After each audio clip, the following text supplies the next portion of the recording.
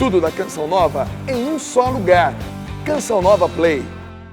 Olá e muito boa noite a você que acompanha a Canção Nova. Com muita felicidade a gente está chegando agora para mais uma hora de programa com você. É o nosso Além da Notícia que está começando nesta quinta-feira. Um tema importante, precioso e já vou convidar você não só a assistir, mas já divulgue agora. Pegue suas redes sociais, seu WhatsApp ou telefone, ou bate aí no teto da casa da vizinha com o cabo da vassoura, pede para sintonizar agora na Canção Nova. O tema é coronavírus, mas os efeitos econômicos do coronavírus. Naturalmente, nós vamos também falar um pouco sobre esta enfermidade, este vírus que está já em todo o planeta, por isso se tornou uma pandemia. Então a gente quer abordar, e o grande objetivo nosso aqui não é estimular nenhum pânico, mas também não é minimizar os danos e a realidade que este vírus está trazendo para o mundo neste instante. Por isso que nós vamos, desde aqui os nossos estúdios, até algumas outras partes do mundo, conversar com alguns amigos, para que eles nos contem os reflexos do coronavírus também lá nesses outros países. Mas bem, já para começar o programa, quero cumprimentar nossos convidados dessa noite, que são dois economistas e que naturalmente estão tão bem informados sobre o coronavírus, como toda a nossa sociedade. Que bom que muita gente tem falado exaustivamente sobre o assunto. Boa noite, professor economista Newton Marques. Tudo bem? Boa noite, obrigado pelo convite, Ronaldo. Não é a primeira vez, seja bem-vindo. Quero cumprimentar também o professor economista César Bergo. Bem-vindo, boa noite. É uma satisfação estar aqui com você mais uma vez, né? E poder prestar esse serviço às pessoas, né? Para que elas se acalmem. É importante isso nesse momento. É verdade. Pois é, a introdução que eu quero fazer já na abertura do programa é a seguinte. O mundo assiste com preocupação à pandemia do coronavírus Covid-19, nome dado a ele. Desde seu início, no final de novembro, na China, a doença se espalhou pelo mundo. Além dos efeitos para a saúde mundial, outro ponto que vem ligando os sinais de alerta de todos os governos são as consequências econômicas que esse surto traz consigo. No início desta semana, nós vimos as principais bolsas do mundo abrirem e fecharem em quedas históricas, o preço do dólar aumentar, e hoje, aqui no Brasil, chegou aos R$5. O preço do petróleo nós vimos cair e os principais produtores do mundo entrarem em conflito, e isso pode trazer mais problemas ainda. O que queremos saber agora é até onde essa crise pode chegar, quais serão as consequências para os grandes mercados e as consequências para nós, povo simples, a população normal. É sobre isso que vamos conversar aqui em nosso programa. E eu já começo também apresentando aqui para os nossos convidados as seguintes e últimas informações que também são importantes para todos nós. O presidente Bolsonaro apareceu agora à noite na live que ele costuma fazer, ele já usando máscara ao lado do ministro da Saúde, que também estava com máscara. E ele confessou que ele fez hoje à tarde o teste para ver se ele já tem o coronavírus. Porque ele teve contato com o Van Garten, que é o seu assessor de comunicação, que já foi confirmado que está com coronavírus. O Hospital Albert Einstein divulgou agora à noite a confirmação de 98 casos. Imagine, de manhã nós ouvimos o Ministério da Saúde falar em 77 ao todo. Agora, o Albert Einstein em São Paulo confirma 98 casos. O governo, por causa de tudo isso, está estudando permitir saque imediato do FGTS, e também antecipar parte do 13º de aposentados. Bom, queridos amigos, professor Newton Marques, vou deixar o senhor livre. O que lhe vem à mente já nessa abertura com todas essas informações? Primeiro, eu gostaria de elogiar esse gesto do nosso governante, do nosso presidente da República, que há pouco tempo atrás dizia que era uma gripezinha. Então, realmente, isso daí traz uma certa tranquilidade para a população, porque a pessoa, né, o presidente, né, se declarar que realmente está preocupado, isso porque não é brincadeira. O que está acontecendo no mundo não é uma gripezinha, é algo realmente que nos tempos de hoje está acontecendo de forma de crescimento vertiginoso. É uma progressão geométrica e isso daí traz transtornos muito grandes. Então, temos que entender que hoje, com o mundo globalizado, é importante saber que as coisas que acontecem na China, acontecem no Brasil, acontecem nos Estados Unidos, acontecem na Austrália. Então, essas coisas todas estão mudando o mundo com relação a você imaginar que a Itália está fechando as portas com relação à quarentena.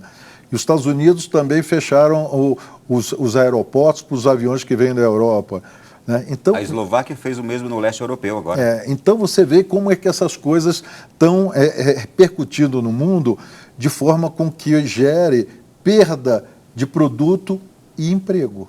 Você imagine se nós, economistas, somos treinados para justamente estimular a criação da produção e do emprego e a gente vê essa destruição rapidamente com base nessa progressão geométrica do coronavírus. Consumo, mobilidade humana, tudo em baixa, não é?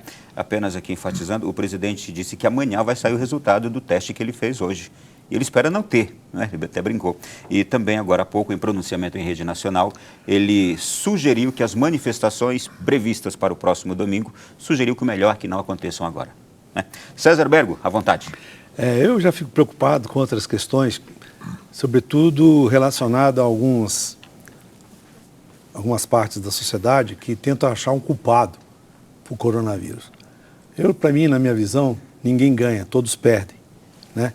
Então, de repente, porque houve uma intenção que se fizesse isso por questões econômicas, ganhos econômicos. Eu não acredito nisso, né? Foi um acidente, uma fatalidade, é uma doença que lembra a peste espanhola, aquelas coisas mais horrendas que aconteceram na história, né? Pessoas estão morrendo, a coisa é séria, né? Ora, a economia acaba sofrendo como todas as outras áreas da sociedade, política, né? A educação, a gente está vendo as aulas sendo suspensas, a gente está vendo o comércio cair vertiginosamente, né? As vendas, a produção parando em muitas fábricas, porque não tem componentes, nem eletrônicos, nem manufaturados. Então isso é grave, é grave. É como se a sociedade, o mundo, retrocedesse há vários séculos, né? Porque você vai diminuindo produção, né? O crescimento, a renda, ela vai caindo também, e isso acaba funcionando um efeito sistêmico, que a gente fala, um risco sistêmico, né? Obviamente, alguns setores ainda estão livres, mas ontem mesmo, né, como foi bem lembrado aqui, né, o setor aéreo praticamente morreu, né? O turismo, né? Então isso é preocupante, porque são milhares e milhares de empregos, né? Milhares e milhares de pessoas que vão sofrer as consequências do coronavírus, né? Que não é apenas uma questão de saúde, acaba sendo uma questão, como você bem colocou, a questão de relação. Reduz as relações humanas, vai reduzir as relações comerciais. Em alguns lugares, como a gente viu, a China, agora a Itália, realmente ali o mundo parou. Nesses dois países, por exemplo, o mundo parou. A Itália está parada, literalmente parada, não é? Até hoje, eu vi até com preocupação, por exemplo, as igrejas vão se fechar em Roma, né? Os católicos vão dispensar de frequentar a missa domingo. Está tudo parado. Né? Então, é incrível. Como nunca né? antes. Eu acho que isso aí realmente tem que haver uma reflexão, né? Porque caso haja... não, mas é uma gripe, não é gripezinha. E a questão de saúde pública, porque os nossos hospitais não têm quantidade para todo mundo, né? Então, a coisa tem que ser controlada nesse sentido, como você bem disse.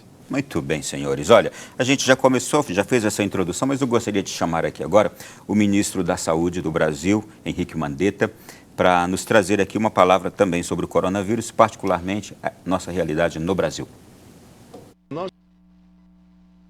Nosso país é diferente de países pequenos, né? Uma coisa é você administrar a Itália, que vai dali até aqui, é menor do que Goiás, sei lá. Nós somos o continente, a América do Sul. Nós vamos de Roraima ao Rio Grande do Sul. E vai ser natural que nós tenhamos estados em diferentes momentos. Então nós vamos ter que continuar com a vigilância. Ministro, em relação a férias escolares... Ontem fiz reunião com o ministro Weintraub, discutindo, porque tem o seguinte, quando se faz férias escolares ou suspensão de aulas, essas crianças vão ficar com quem? Se mandarem para os avós, como é o hábito das famílias brasileiras, eu vou estar expondo, porque 30% são assintomáticos. Um tanto dessas crianças e adolescentes têm formas leves. Se for para colocá-los com avós aos cuidados, vão contaminar aqueles que eu mais quero proteger, que são os idosos e os doentes crônicos. E aqui a gente enfatiza também, as principais vítimas do coronavírus são as pessoas idosas. 80% das vítimas fatais deste vírus são pessoas idosas, não é? Pois bem, a gente vê que é uma complexidade de consequências que esse vírus traz. Consequências para a economia, mas para as relações como um todo. Mas aí, já citamos aqui, por exemplo, a questão do consumo, a questão da mobilidade, e o senhor falou uma frase muito importante, todo mundo perde. Agora, o que o mundo perde quando se tem uma situação como esta agora? O que o mundo já está perdendo, economicamente falando, professor Max? A partir do momento que não se produz, é claro que não tem renda. Não tem renda, não tem emprego. Você imagina as pessoas sem emprego no mundo? É o pior dos mundos. Se você tem um desemprego que ele seja passageiro, porque é questão da conjuntura, mas não, aí você passa a ter um desemprego quase que estrutural, porque no caso da China, por exemplo, setores importantes deixaram de produzir. Então, está se falando que a China sempre cresceu 2 dígitos, depois passou a crescer 1, agora está se falando que o crescimento vai ser 0. Você imagine o que é uma população de 1 bilhão e quase 300 e vai ter um crescimento 0. Então, a partir do momento que um país não produz, ele não tem um aumento da renda, não tem um aumento do emprego. Isso é o pior dos mundos. Nós, economistas, sempre procuramos desenvolver análises que permitissem com que o emprego fosse mantido ou pelo menos mitigado.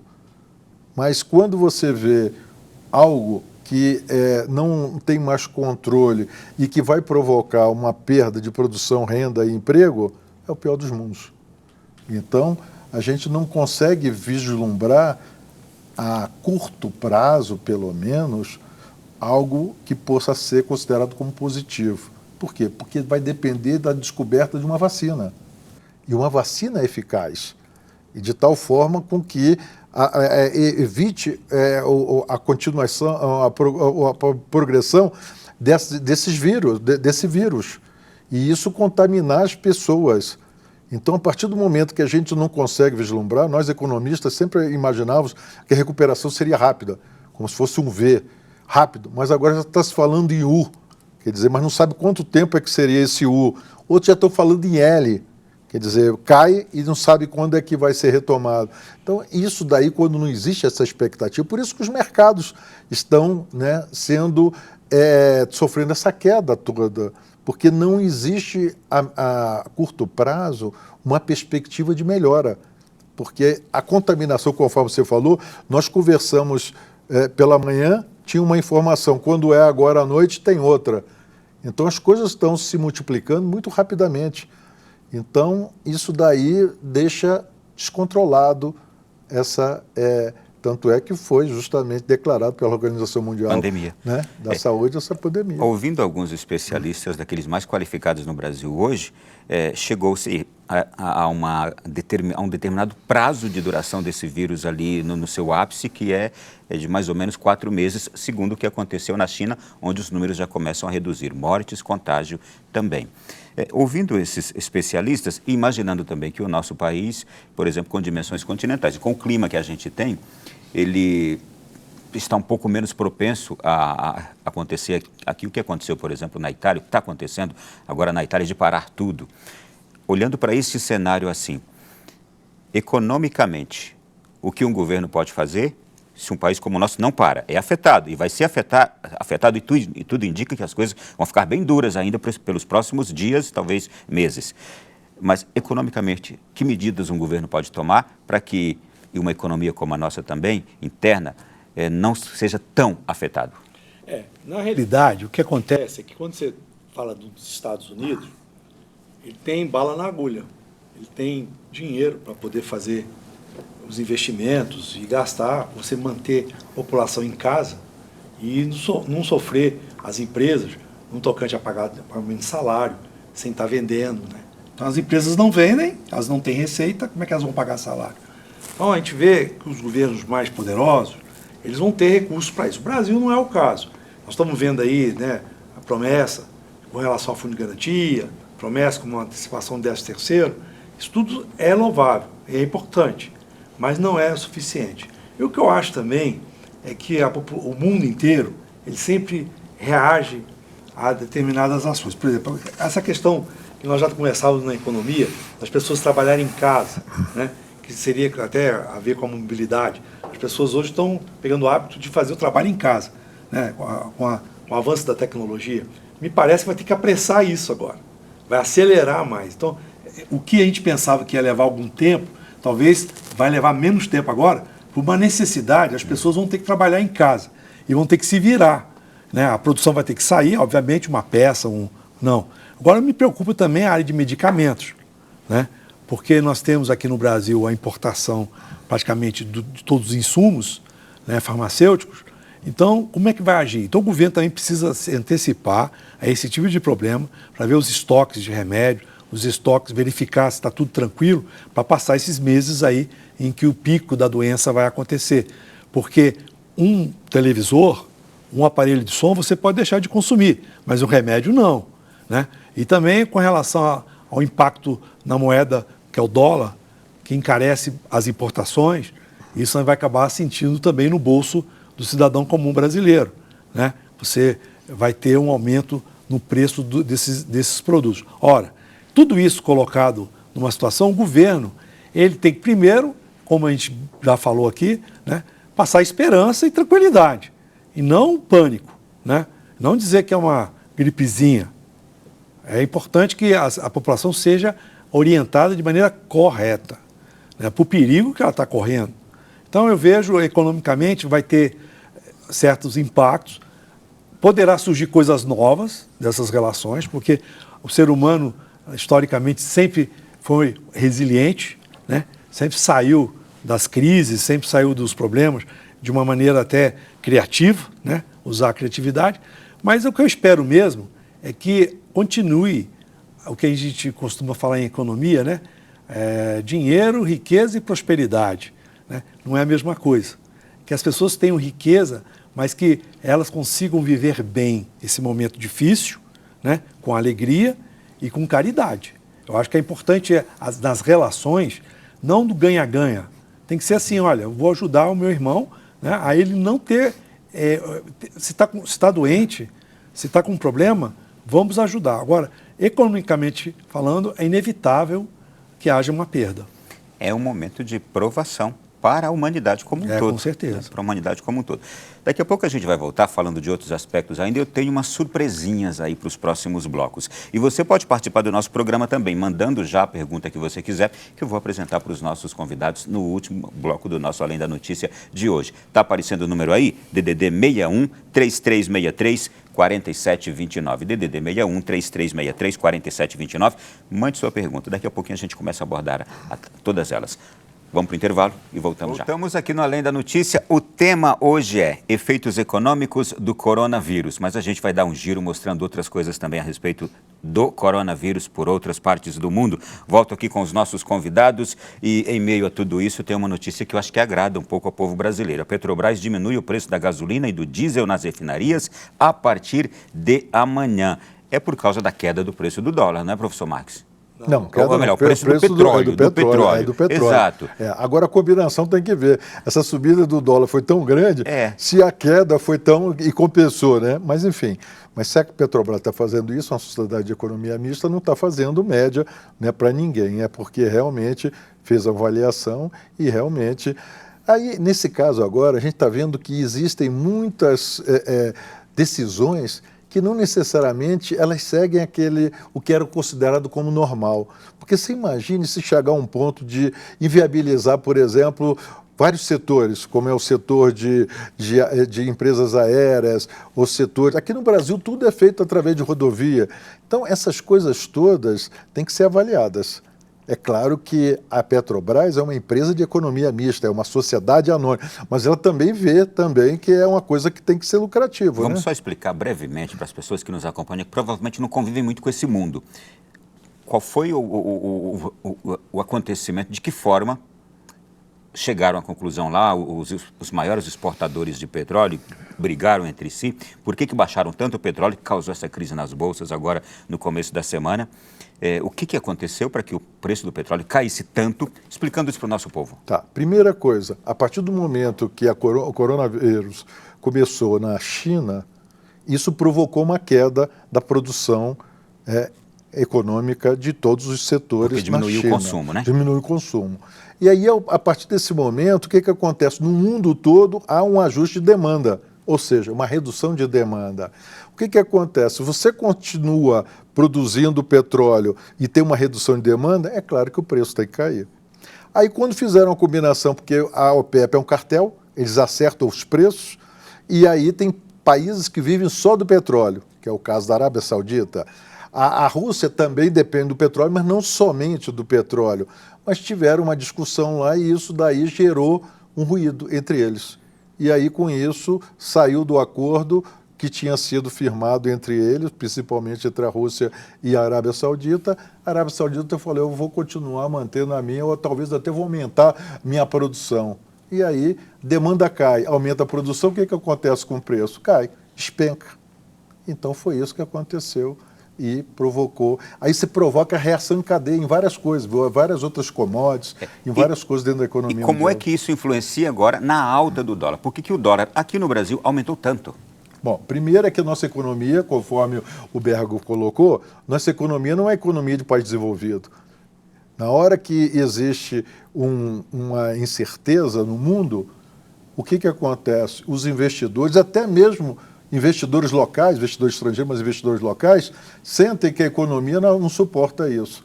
E junta com outros problemas também, entendeu? Não é só isso.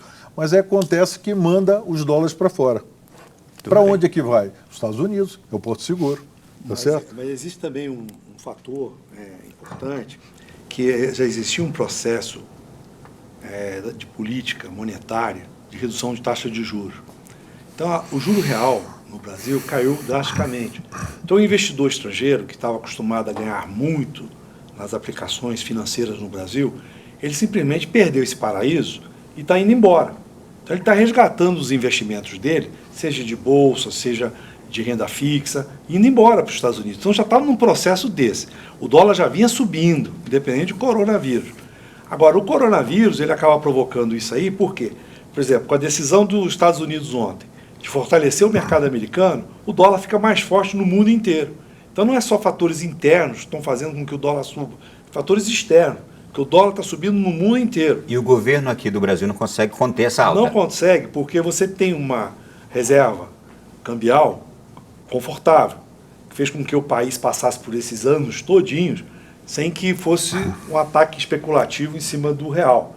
Só que, nos últimos anos, principalmente o ano passado, nós perdemos cerca de 50 bilhões das nossas reservas.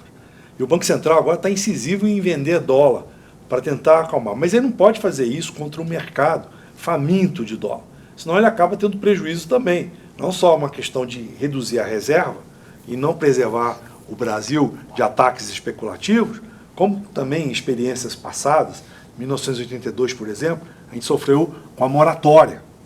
Então não pode acontecer isso de novo. Então o Banco Central vai agir de maneira prudencial, não vai fazer nada que o mercado esteja indo numa direção e não vai simplesmente brigar contra o Golias.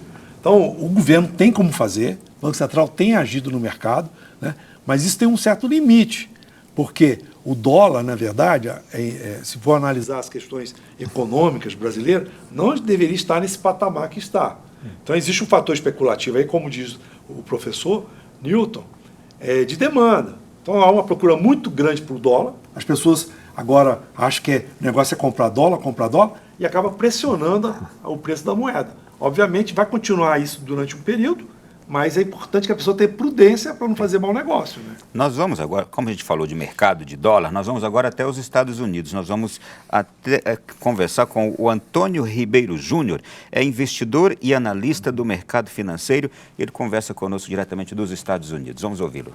Boa noite, Ronaldo. Boa noite aos telespectadores. Mais um dia difícil nas bolsas, mais um dia difícil no mercado financeiro, tanto nos Estados Unidos como no Brasil.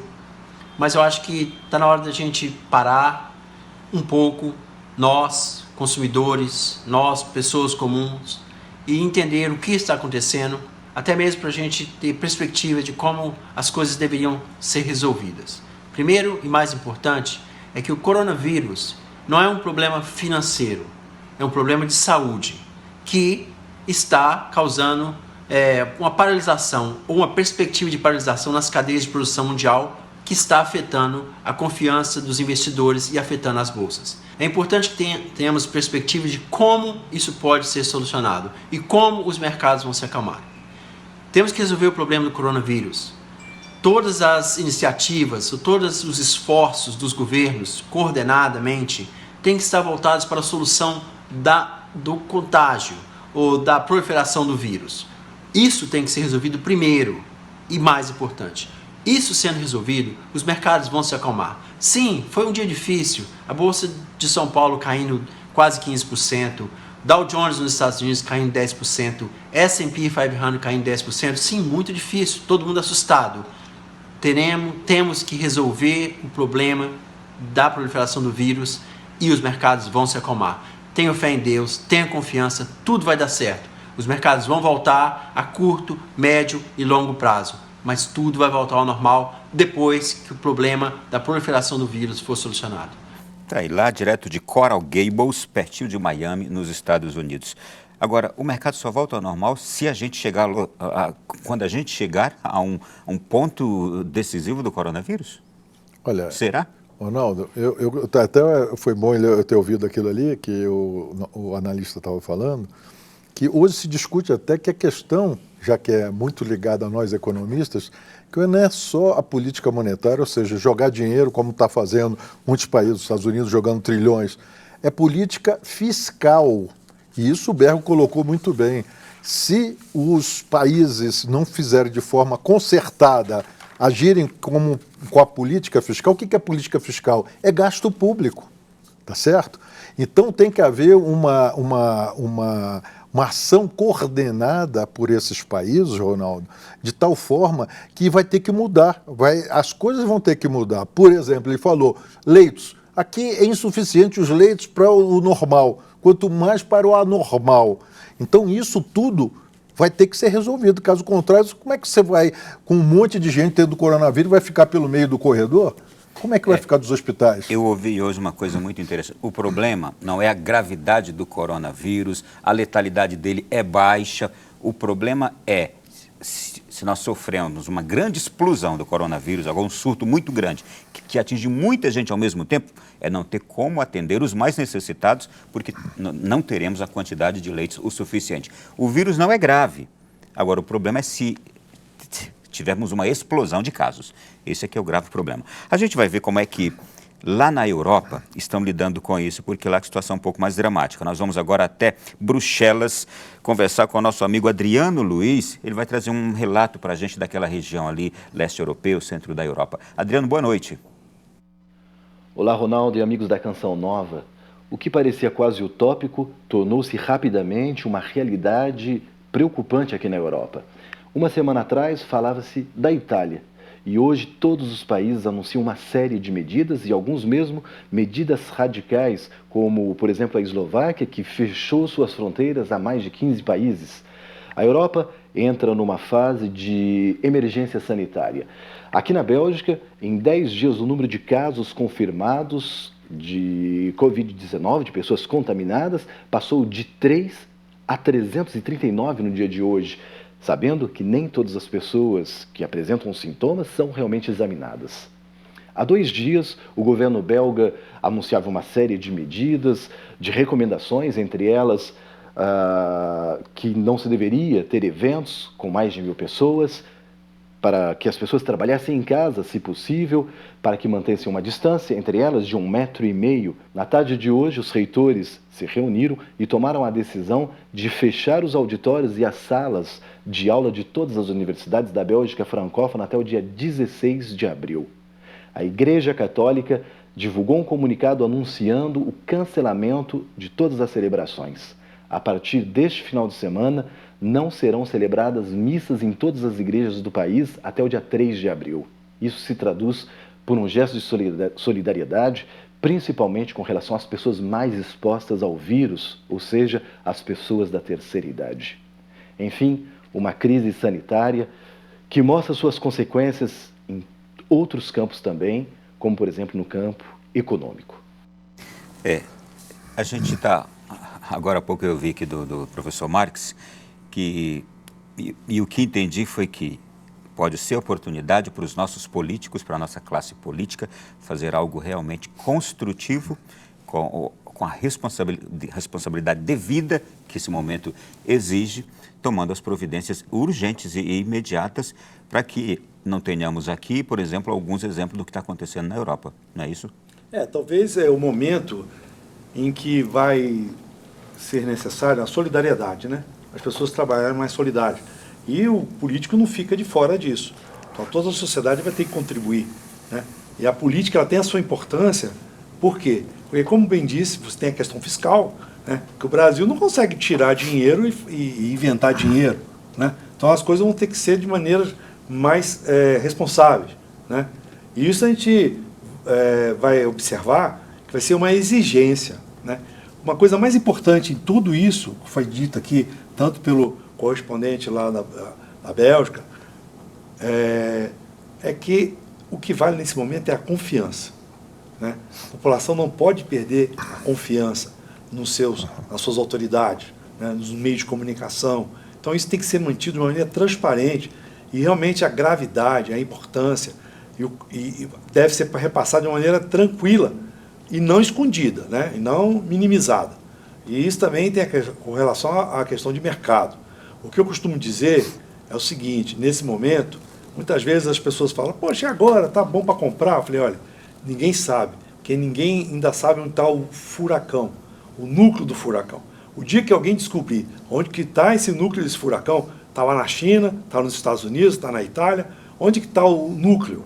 Porque você tem que entender o problema que ninguém ainda está entendendo. A coisa está muito ainda superficial. Então é necessário que se entenda o problema para que então você possa tratar o problema. Então eu acho que é nesse sentido que vai exigir muita responsabilidade e nesse momento, né, as pessoas têm que ter realmente tranquilidade, né? Por quê? Porque vai precisar dela. Eu acho que o senhor, entre aspas, aqui já respondeu a pergunta do Samir, que é de Taguatinga DF. Boa noite. Possuo aplicações na Bolsa da Petrobras. É hora de tirar ou esperar recuperar, professor Marques? Realmente, conforme o professor Bego já falou, nós não sabemos se nós estamos, né, chegando no fundo do poço ou se tem um alçapão, né? Que aí vai descer mais ainda, né? Então, realmente, a gente fica falando de forma assim, meia, né, divertida, porque não adianta, conforme o Bego falou, a gente ficar alarmado. Porque num momento como esse, tem que ter cautela e tem que ter toda a informação. Eu acho que os nossos governantes têm que ter a responsabilidade de dizer que, conforme as coisas estão acontecendo, e procurar passar uma mensagem de confiança para a sociedade. Não dizer que é uma gripezinha, ou então fazer que nem o ministro Paulo Guedes dizendo que eu não estou preocupado com isso. Quer dizer, está pegando fogo e não estou preocupado com isso, o ministro da Economia... Vamos deixar para continuar daqui a pouquinho, que esse bloco já foi, viu? Tá bom? E você que está em casa, na volta do próximo bloco, vou ter algumas surpresinhas para você. Continue mandando suas perguntas também. Já tenho aqui bastantes, mas eu quero ainda a sua. Voltamos já. Muito bem, nós voltamos aqui no Além da Notícia. Essas imagens que você vê aí é de um avião sobrevoando a cidade de Beirute, no Líbano. E este sacerdote está pedindo a proteção de Jesus Eucarístico para a cidade de Beirute, lá no Líbano, que teve a sua primeira morte provocada pelo coronavírus. Este padre é o padre Majdi Alawi. Ele é um sacerdote maronita e ele então desejou sobrevoar toda essa cidade de Beirute, pedindo a Deus proteção para que o coronavírus não atinja grandes proporções da cidade de Beirute. Daqui a pouco eu vou trazer um outro exemplo belíssimo também, este da Itália, que vai também igualmente nos comover muito. Pois bem, voltamos aqui à sequência do nosso Além da Notícia com os nossos convidados. Estou recebendo aqui o professor Newton Marques, mestrado e doutorado em Economia, autor dos livros Política Monetária e Dívida Pública, Funções e Estrutura do Sistema Financeiro no Brasil. Olha, tem perguntas aqui para os senhores. Boa noite, Ronaldo. Com essa epidemia mundial, os preços do álcool gel e outros produtos subiram muito. O que devemos fazer para superar isso? Edson Carlos, também de Taguatinga, DF. Aliás, o álcool gel sumiu dos mercados, hein?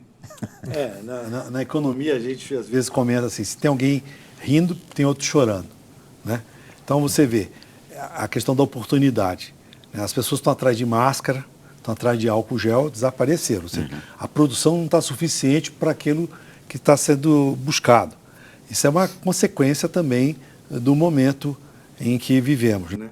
O queria só voltar um pouco, Ronaldo, sobre a questão da Petrobras. Pergunta do nosso ouvinte no bloco anterior. Só dizer para ele o seguinte, para não deixar... quando ele comprou Petrobras, ele comprou a empresa, ele comprou o investimento numa empresa sólida. Então foi o fundamento que fez ele comprar. Então, a coronavírus não atacou a plataforma da Petrobras, coronavírus não atacou a produção de petróleo, vai continuar sendo produzido petróleo. Então, nesse momento, ele comprou uma parte da empresa. Ações é uma parte da empresa. O investimento dele está preservado. Está preservado. Uhum. Então, em ações, a gente só perde quando vende. Então, eu só queria deixar bem claro isso, porque as pessoas às vezes se apavoram e tem um baita de um ativo na mão e às vezes desperdiçam.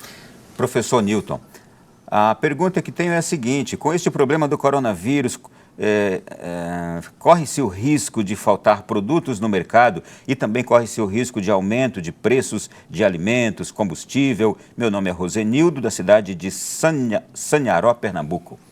Eu acho que sim, eu acho que é questão de oferta e procura. Nós, economistas, sempre trabalhamos com oferta e procura. Então, se por acaso diminui a oferta de produtos no mundo, você imagina os componentes de eletroeletrônicos que nós compramos da China. Eles deixaram de produzir. E aí? Então, com isso, vai ter uma escassez. E o que vai acontecer? Os preços que estiverem disponíveis tendem a subir. Todas as vezes é questão de oferta e procura. Por que é que o preço do petróleo despencou? Porque tinha um excesso de oferta. Agora, aproveitando essa explicação que o professor Bergo deu para o detentor da ação da Petrobras, ele tem que entender o seguinte: quem aplica em ação não pode achar que vai aplicar hoje e vai receber amanhã. Porque ele tem que ter uma lógica. Uma empresa precisa de um tempo para ela remunerar o capital que investiu. Então, essas pessoas que querem colocar o dinheiro hoje e amanhã, que é retorno, eles querem especular. Então, aqui não vai encontrar uma resposta satisfatória, porque a especulação é algo que fica, né, alheio à nossa vontade, né, Bergo? Então, é importante a gente falar isso para as pessoas que estão nos ouvindo, porque eles acham que tem uma fórmula mágica. Nesse momento agora, que você não sabe onde é que está o olho do furacão, você só sabe que o furacão está pegando todo mundo. Você não pode fazer um diagnóstico apropriado. Então, cobra-se do economista, nesses momentos, que a gente seja preciso. A gente não tem as informações suficientes para poder fazer essa análise. Então, as pessoas ficam assim, poxa, é mais ou menos que você chega no médico. E nem tem um controle do futuro, né? Vamos lá.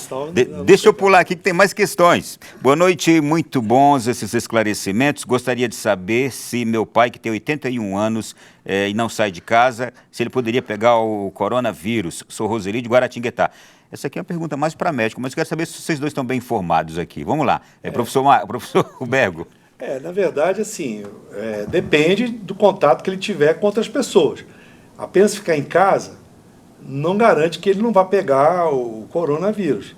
Né? Uma empregada doméstica, um fornecedor, um entregador de pizza. Está se protegendo nos contatos. Então é importante que haja esse detalhe, porque não é também porque ele tem 81 anos. Ele pode ter 70, pode ter 60, sim. Ou seja, a pessoa em si, ela tem que ter um cuidado de fazer a higiene, né? A questão de lavar a mão, a questão da máscara e a questão do álcool gel.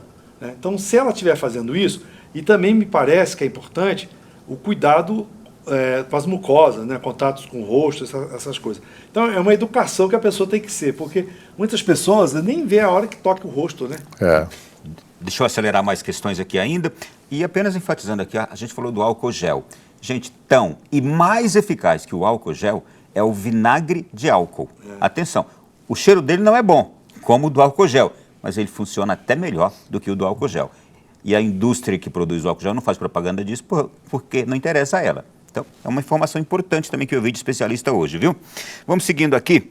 Boa noite, sou Flávio da cidade de Diogo Vasconcelos, em Minas Gerais. Parabéns, Canção Nova, por mais esse show de informações. O Sérgio Lima, de Maceió, Alagoas, pergunta se aos convidados se eles não acham que, por questão de sobrevivência, os assalariados atingidos pelo coronavírus terão dificuldade de colaborar com o esforço para debelar a enfermidade pela necessidade de trabalhar? Vocês entenderam a pergunta? Na verdade, um trabalhador que foi atingido pelo coronavírus vai ficar sem trabalhar, precisa, quarentena, né? Nós temos uma questão no Brasil, né, aproveitando a pergunta do telespectador, com relação à questão do trabalho autônomo, né? aquelas pessoas que não têm um trabalho em carteira e a Seguridade não cobre a ausência dele. Então, realmente, esse vai sofrer um pouco Terá mais. Né? Porque agora, o assalariado, que é CLT, por exemplo... Ele tem o INSS, né? Ele vai ter o atendimento pelo sistema de saúde pública. Então, de qualquer forma, ele vai ser atingido porque o fato dele não ir ao trabalho também acaba implicando, talvez, uma renda menor também, né? Receber menos. Vamos lá. Qual a previsão dos senhores para a Bovespa? Continuar baixando? Já caiu 40%, aí citou aqui o número de pontos. Sou Jaime Pereira, de João Pessoa, na Paraíba. Deixa eu consultar minha bola de cristal aqui. Não, mas eu falo. É o seguinte, primeiro, a gente tem que olhar, é o que eu já comentei, né? Se no fim do túnel vem um trem ou se é uma luz mesmo. Né? E no caso do Bovespa, ele é composto por várias ações e, obviamente, algumas vão subir e outras vão cair. Né? Então, uma forma de diversificar o risco, numa hora dessa, é você ficar com calma, né? E buscar fundamentos. Né? Isso é importante. E a tendência do Bovespa, à medida que ele já caiu hoje mesmo foi em torno de 17%, depois acabou fechando abaixo de 15%, é ele retornar às condições anteriores depois que passar o furacão. Enquanto existir o furacão, não é hora de você pensar em Bovespa. Vou pedir mais celeridade aqui aos senhores, que tem muita gente mandando mensagens. Olha, boa noite, aqui é o Tadeu Grion, de São Paulo. Gostaria de saber dos senhores se com essa crise do Covid-19 o Brasil pode investir mais no mercado interno para ficar menos dependente das importações. Eu acho que esse daí está com a solução. Finalmente, né, uma pergunta que eu acho que é muito esclarecedora. O Brasil é um dos poucos países que a demanda doméstica pode ser suprida pelo governo. É o governo que compete. Então nós temos aí um grande desafio para o governo, que é justamente com a colaboração do Congresso, desenvolver todos aqueles marcos regulatórios e fazer esse país um canteiro de obras. Vai ser uma maravilha. Os outros vão ficar lutando e a gente vai conseguir. Aí realmente, eu concordo com o Paulo Guedes, aí nós vamos, né, ter uma ascensão em termos de recuperação da atividade econômica. Como faremos para manter a calma nesse cenário de vírus global infectando a todos e manter a economia em atividade? Primeiro é você ter calma e tranquilidade, como você bem disse aí na pergunta, mas mais do que isso, né? Fazendo com que as suas atividades diárias sejam mantidas mais próximo da normalidade possível, né? Então, nada de excessos, né? Cuidados têm que ser tomados. E como cidadão, se você sente os sintomas, se você está doente, procura um posto médico, não fique escondendo a doença, não, que você vai contaminar outras pessoas. E o cenário vai piorar. Então, nessa hora, é muita prudência e a pessoa tem que ter realmente esse senso aí de responsabilidade. Vou pedir aqui uma pausa aos senhores, porque eu sei que são bons católicos e cristãos aqui. Deixa eu mostrar um exemplo belíssimo da Itália, que é o país europeu que mais está sofrendo, e o país depois da China, acho que junto com o Irã, que mais está sofrendo com essa questão do coronavírus. Veja o que fez este sacerdote italiano, ao exemplo também, aliás, não sei quem foi que copiou o exemplo do outro, se eu nem sabia. Este sacerdote que está segurando ali agora o ostensório com Jesus Eucarístico é piloto. Ele pediu ao colega dele que pilotasse a aeronave e ele está sobrevoando a região da Lombardia, pedindo a Jesus que abençoe toda aquela região altamente contagiada, altamente atingida pelo vírus, pelo coronavírus. E atrás do sacerdote com Jesus Eucarístico, uma imagem de Nossa Senhora de Fátima. Aliás, da Itália tem vindo grandes exemplos da fé. Isso nos recorda exatamente as grandes provas com pestes, peste bubônica, a peste espanhola, a gripe espanhola, que a Europa viveu e que chegou na peste bubônica, por exemplo, chegou a dizimar 1/3 de sua população na época, e as pessoas não tinham a quem recorrer a não ser a fé. Saíam com Jesus Eucarístico e saíam com as imagens, com a imagem de Nossa Senhora, andando em procissão, correndo o risco de pegar a doença. Mas era o que podiam fazer somente. A medicina não era evoluída como hoje. Novamente, da Itália, vem um grande exemplo de fé de um povo que está agora, neste momento, sofrendo altamente. O senhor é teólogo. Um comentário. Você vê que a própria doutrina social da Igreja, ela nos coloca 3 grandes metas. Primeiro, a solidariedade. Segundo, a subsidiariedade e o bem comum. Então, é colocar em prática exatamente esses 3 valores que você vai ter um bom resultado. Então, nesse momento, o que a gente precisa? Que as pessoas sejam solidárias que as pessoas deixam as pessoas agir livremente, tomem as suas decisões, e que o mundo inteiro pertence aos próprios homens, que são responsáveis pelo cuidado da terra. Então, essa parte é importante dizer o seguinte: muitas vezes o que se diz é que esse coronavírus surgiu de uma questão de manipulação genética, ou seja... Seria a pergunta que eu faria agora, mas já pode. Antecipe-se, por favor. A pergunta é do Felipe Alácia. Ele é da cidade de Serra, no Espírito Santo. Perguntou justamente se os senhores acreditam nessa questão, um experimento psicológico de manipulação em escala global, uma gigantesca fraude para manipular economias, suprir dissidências e beneficiar grupos de poder ou não? Eu não acredito que seja a questão manipulação para ganho econômico, mas manipulação científica, né, que isso já a gente vê, inclusive na China já tem alguns antecedentes com relação a isso, inclusive manipulação de embriões, manipulação de células, né? Então isso pode ter acontecido em função de um desvio científico em que saiu do controle, né? Porque um vírus surge apenas em um determinado lugar. A grande pergunta é essa, e depois se expande dessa maneira dramática pelo mundo inteiro, né? Então, independentemente de ser manipulação ou não, o importante é que o homem age com responsabilidade no cuidado e zelo pelo meio ambiente. Professor Marcos, uma pergunta, eu vou resumir aqui, viu? Maria José de Belém, no Pará. Ela está perguntando se o mesmo efeito do dólar em alta aqui no Brasil acontece também em outros países, ou se somos nós que estamos sofrendo mais com o dólar que sobe tanto aqui. Todas as economias frágeis, como o Brasil, claro que sofrem, né?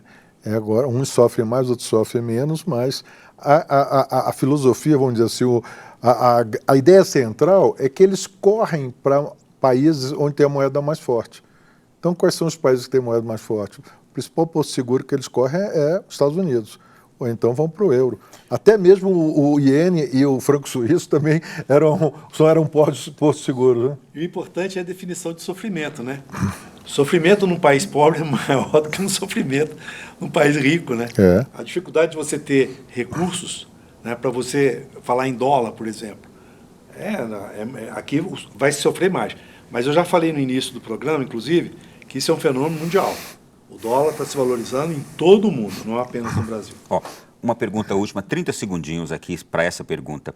Vem de o Quintiliano, de Goiânia. Ele quer saber se corremos o risco do governo federal fazer algum tipo de bloqueio nas cadernetas de poupança devido a essa crise com o coronavírus. 30 segundinhos. Não, aí não tem nem condição de você imaginar isso daí. É porque todas as vezes em crise, lembram disso daí da época do Collor, né, de várias situações aí, mas aquilo tinha um outro objetivo. Agora não tem. Qual é o objetivo? Você bloquear para quê? Você justamente precisa das pessoas, o governo não está tomando medidas para liberar, antecipar o 13º, liberação do FGTS, justamente o contrário, é trazer a condição de poder ter a chamada liquidez para as pessoas poderem, né, pagar as suas contas, porque o emprego vai ficando mais difícil, né?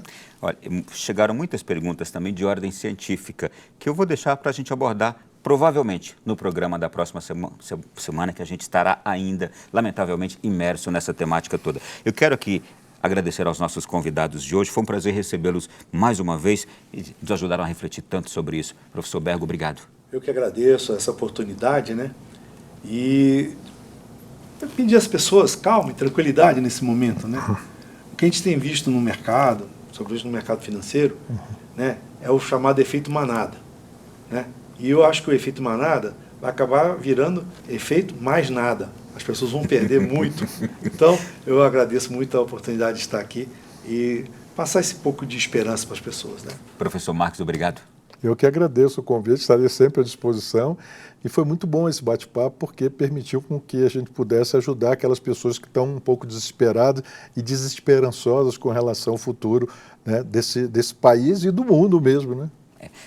Pois bem, obrigado aos senhores. Não minimizando o problema, mas também não entrando em pânico, porque não é o caso disto, que a gente enfrente com toda serenidade, com fé, rezando pelas nossas autoridades, como pediu hoje ao Papa, para que acertem, aos cientistas também, para que nos ajudem brevemente com uma solução, com uma vacina que venha para prevenir, que venha para também medicar. E eu termino agora deixando um presente para você que acompanha a Canção Nova e que ama muito a Jesus. Veja o exemplo deste padre italiano que saiu pelas ruas da Itália com Jesus Eucarístico e foi andando pelas ruas e as pessoas que apareciam na janela, as cidades vazias, as ruas completamente vazias. E ele saía pelas ruas e as pessoas que abriam as janelas, ele rezava e dava-lhes a bênção. Há cidades na Itália muito mais vazias ainda do que essa que a gente está vendo. Esta é a cidade de Palermo. E olha, ainda temos alguns transeuntes ali, mas há cidades completamente parecendo cidades fantasmas e abandonadas. Olha as pessoas saindo agora às ruas. E esse sacerdote, ele avisou que sairia pelas ruas e quem quisesse poderia aparecer para receber a bênção de Jesus Eucarístico. Peçamos ao Senhor que abençoe o nosso planeta, os países mais atingidos, o nosso Brasil de modo particular, para que aqui este vírus ele passe logo, assim como em outras partes do mundo também, e voltemos ao nosso rumo normal da nossa vida. Fique com Deus, boa noite, até a próxima semana, se Deus quiser.